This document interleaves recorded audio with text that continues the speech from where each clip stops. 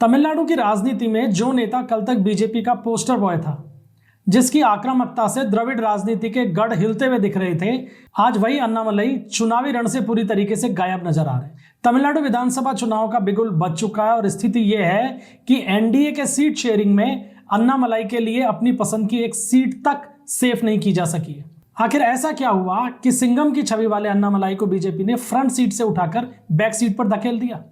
क्या यह अन्ना द्रमुक का दबाव है या बीजेपी की कोई मजबूरी? आज की रिपोर्ट में हम इन्हीं सवालों का जवाब तलाशने की कोशिश करेंगे। तमिलनाडु विधानसभा चुनाव के लिए एनडीए के सीट शेयरिंग का जो फॉर्मूला सामने आया है उसने सबको चौंका दिया है। कहने को तो यह माना जा रहा था अभी तक कि ये जो एनडीए का जो गठबंधन बनाया ये बीजेपी के दबाव में बना, लेकिन जब टिकट वितरण का फॉर्मूला सामने आया और सीट शेयरिंग सामने आई तो पता चला कि इस पूरे मामले में चली केवल अन्ना द्रमुक प्रमुख पलानीस्वामी की है। 234 सीटों में से 169 सीटों के ऊपर एआईएडीएमके चुनाव लड़ रही है। बीजेपी के खाते में 27 टिकट आई है, पीएमके को 18, एएमएमके को 11 और इसके अलावा जो बाकी छोटी पार्टियां हैं जैसे तमिल मनीला कांग्रेस, इंडिया जननायक काची या टीएमएमके, उनको बाकी की सीटें बांट दी गई हैं। लेकिन कुल मिलाकर कह ये सकते हैं कि 2021 की तुलना में बीजेपी को ज्यादा सीटें मिली हैं। क्या इससे बीजेपी को खुश होना चाहिए? नहीं, वो इसलिए कि सीटों की संख्या तो बढ़ गई है, लेकिन सीटें बहुत कठिन मिली है जहां पे बीजेपी को बहुत कठिन चुनौती का सामना करना पड़ेगा। चेन्नई में बीजेपी ने 3 सीटों की मांग की थी अन्ना द्रमुक से, लेकिन केवल 1 सीट उसे सौंपी गई है गठबंधन में। इसके अलावा कोयम्बटूर जैसा गढ़, जिसके अंदर बीजेपी मान के चल रही थी कि लोकसभा में उसको बड़ी भारी तादाद में वोट मिले, लिहाजा विधानसभा में वो यहाँ बहुत बेहतरीन प्रदर्शन करेगी, वहां पलानीस्वामी ने बीजेपी को उसकी पसंद की सीटें नहीं दी हैं। अब स्थिति यह है कि अन्ना द्रमुक के नेताओं का ये अंदर खाने कहना है कि पार्टी ने इस टिकट वितरण के माध्यम से गठबंधन पर अपनी निर्णायक पकड़ जो है वो बना के रखी है। भले ही बीजेपी का दबाव काम कर रहा हो केंद्रीय नेतृत्व का, लेकिन राज्य स्तर के ऊपर अन्ना द्रमुक इस गठबंधन के ऊपर पूरी तरीके से हावी हो गई है। अब पलानीस्वामी एनडीए में इस पूरी की पूरी सीट शेयरिंग पे कितना भारी पड़े हैं उस पर नजर डालते हैं।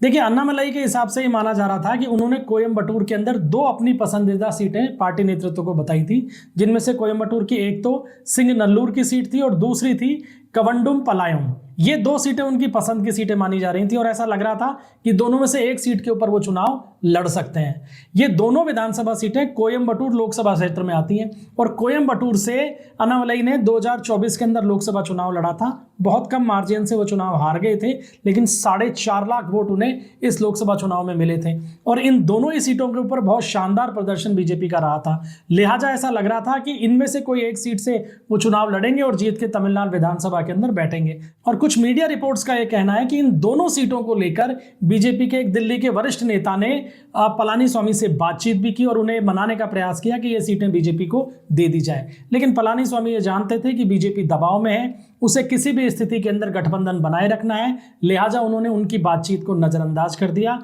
और बीजेपी नेताओं को ये लगा अब इन दोनों सीटों के लिए पलानीस्वामी के साथ में विवाद करना ठीक नहीं होगा, क्योंकि बीजेपी को किसी भी स्थिति में इस गठबंधन में कोई विवाद खड़ा नहीं करना। लिहाजा पार्टी ने भी अपने हाथ पीछे खींचने शुरू कर दिए। अब स्थिति यह बनी कि बीजेपी को कोयम्बटूर की ये दोनों ही सीटें नहीं मिल पाई, सिर्फ एक सीट कोयम्बटूर नॉर्थ पलानीस्वामी ने बीजेपी को गठबंधन के तहत दे दी। सवाल ये उठता है कि ये हो क्यों रहा है? क्यों इस तरीके से पलानीस्वामी ने अन्नामलई की पसंद को या वो जो सीटें चाह रहे थे उनको लेकर बहुत एडामेंसी दिखाई? दरअसल ये टकराव सिर्फ राजनीतिक नहीं है, ये व्यक्तिगत है। अन्नामलई ने पलानीस्वामी को अनपढ़ और गद्दार तक कहा, जयललिता के शासन को भ्रष्ट बता दिया और इन तमाम बातों को पलानीस्वामी ने व्यक्तिगत अपमान के तौर पे लिया और ये मान लिया कि किसी भी स्थिति के अंदर अगर भविष्य में बीजेपी से जुड़ा जाता है तो सामने चेहरा अन्नामलई का नहीं होगा।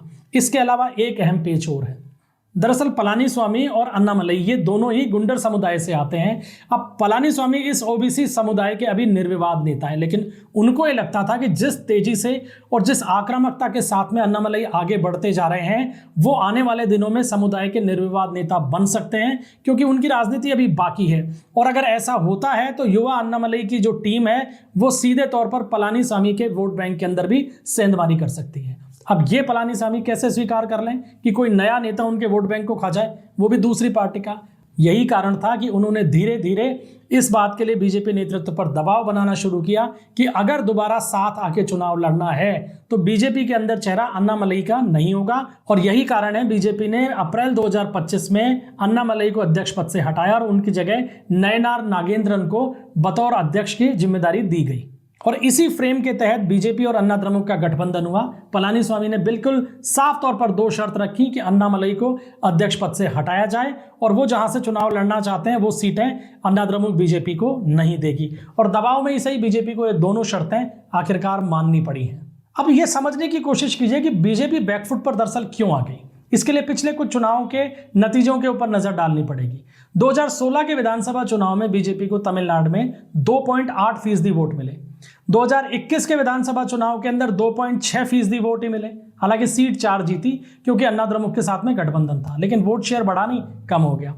जबकि 2024 के लोकसभा चुनाव से पहले बीजेपी के अंदर अन्नामलई की एंट्री होती है और वो जबरदस्त आक्रामकता के साथ में पूरे तमिलनाडु में बीजेपी को अपने दम पर खड़ा करने का अभियान शुरू करते हैं, प्रचार अभियान शुरू करते हैं, लोग उनके साथ जुड़ते हैं और नतीजा ये निकलता है कि बीजेपी अपने दम पर लोकसभा चुनाव में करीब 11% का वोट बैंक हासिल करने में कामयाब हो जाती है। ये 11% वोट शेयर जो था ये अन्नामलई की ताकत था।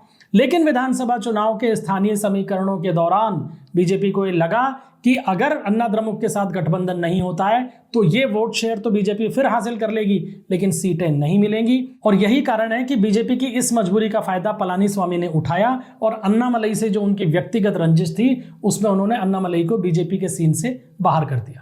अब स्थिति यह है कि अन्नामलई ने लोकसभा चुनाव से पहले अपनी पदयात्रा से पार्टी में जान तो फूकी, लेकिन जितनी उनकी आक्रामक कार्यशैली रही उससे गठबंधन के पुराने सहयोगी तो असहज हुए ही, जैसे अन्ना द्रमुक। वहीं पार्टी के अंदर भी एक बड़ा गुट ऐसा हो गया जो कि उन्हें पचा नहीं पा रहा था और कुल मिलाकर स्थितियां उनके विपरीत होती गई और हालात ऐसे हो गए कि जब दिल्ली से BL संतोष चेन्नई के अंदर बैठक करने आए तो उस बैठक के अंदर तमिलिसाई सौंदरराजन और वंथी श्रीनिवासन तो शामिल हुए, लेकिन अन्नामलई नदारद रहे।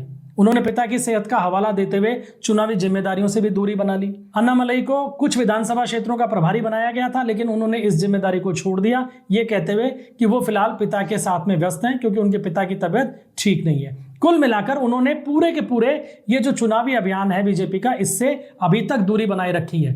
लेकिन उम्मीद ये जताई जा रही थी कि वो विधानसभा चुनाव जरूर लड़ेंगे, लेकिन जो सीट शेयरिंग का पेच फंसा और उनकी पसंदीदा सीटें जिस तरीके से अन्ना द्रमुक ने अपने खेमे में डाल ली हैं, उसको देखते हुए अब माना यही जा रहा है कि अन्नामलई विधानसभा चुनाव नहीं लड़ने का निर्णय भी ले सकते हैं। तमिलनाडु विधानसभा चुनाव के लिए वोटिंग 23 अप्रैल को एक ही चरण में होगी। अभी अन्ना द्रमुक के प्रमुख जो है पलानीस्वामी, उन्होंने बीजेपी को बैकफुट पर धकेलते हुए गठबंधन में अपनी श्रेष्ठता साबित कर दी है।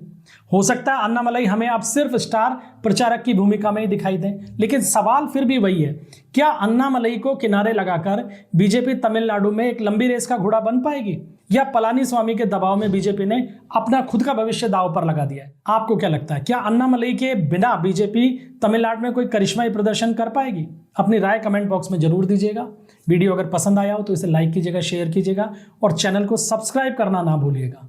मिलते हैं अगले वीडियो में, तब तक के लिए इजाजत दीजिए। जय हिंद, जय भारत।